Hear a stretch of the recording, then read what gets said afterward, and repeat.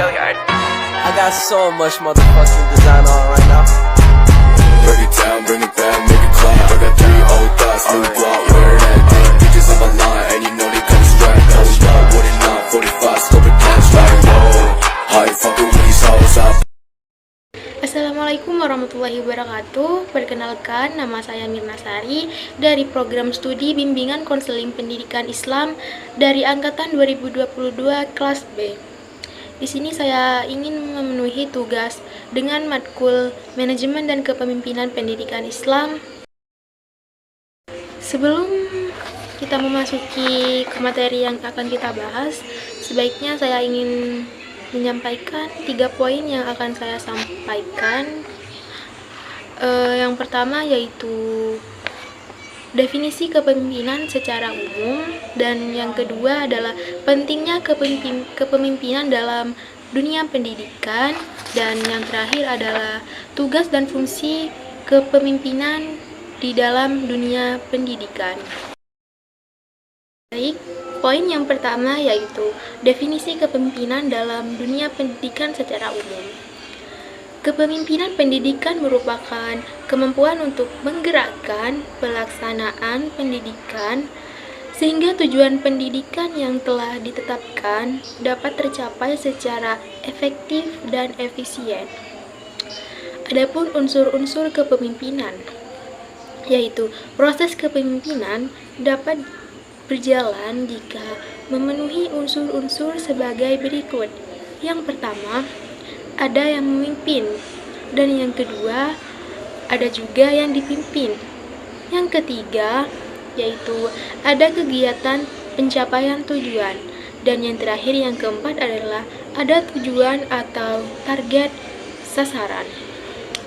Adapun fungsi pemimpin pendidikan, yaitu menciptakan suasana yang kondusif, membantu kelompok untuk mengorganisir, dan yang terakhir yaitu membantu kelompok dalam menetapkan prosedur kerja. Ada pula tipe-tipe kepemimpinan pendidikan. Yang pertama, kepemimpinan otoriter. Yang kedua, kepemimpinan laissez-faire. Dan yang ketiga, demokratis. Poin yang kedua yaitu pentingnya kepemimpinan dalam dunia pendidikan. Kepemimpinan dalam dunia pendidikan memiliki peran yang sangat penting, mengingat fungsi dari pemimpin sangat menentukan pencapaian tujuan pendidikan.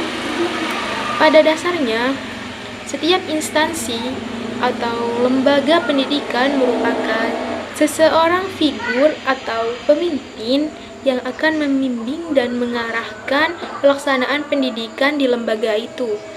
Pemimpin yang baik tentu harus memiliki jiwa kepemimpinan yang baik dan pengetahuan tentang memimpin.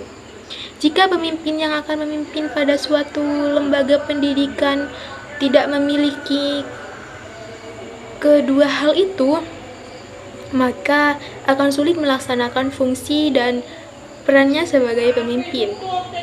Setiap pemimpin harus selalu memegang kepercayaan yang dipimpinnya, karena kepemimpinan berdiri di atas dasar kepercayaan. Pendidikan adalah proses pengembangan individu secara utuh yang mencakup aspek kognisi, afeksi, dan psikomotor sehingga terbentuk pribadi yang berpengetahuan, berkarakter, dan terampil. Memasuki poin yang terakhir, yaitu poin yang ketiga, membahas mengenai tugas dan fungsi kepemimpinan dalam dunia pendidikan.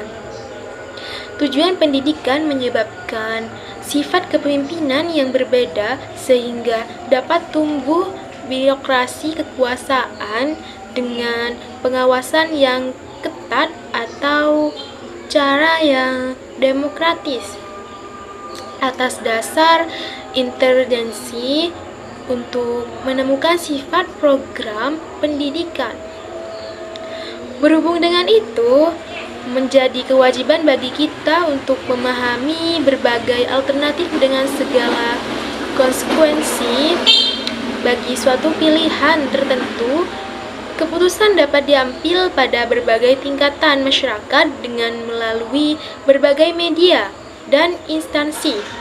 Meskipun pemerintahan pusat dengan hierarki vertikalnya banyak mempunyai pengaruh, namun tidak kecil peranan yang dapat dimainkan di tingkat daerah dengan segala kegiatan masyarakat setempat dengan kepemimpinan yang terdapat di sana.